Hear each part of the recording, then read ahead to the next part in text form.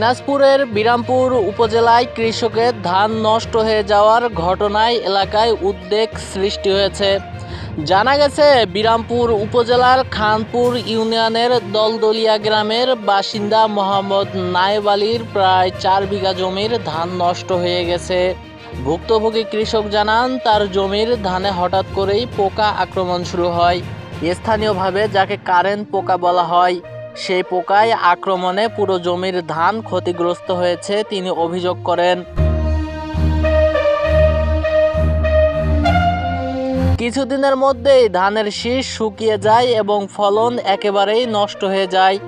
তিনি আরও জানান, এই জমির উপর তার পরিবার জীবিকা নির্ভরশীল ছিল।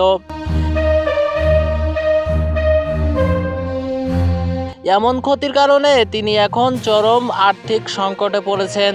স্থানীয় কৃষকরাও জানিয়েছেন, আশেপাশের কিছু জমিতেও একই ধরনের পোকার আক্রমণ দেখা যাচ্ছে।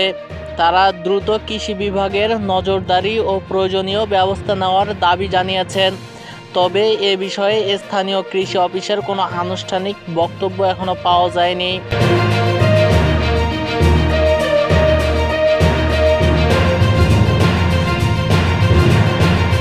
আতিক আহমেদ, CNT বাংলা।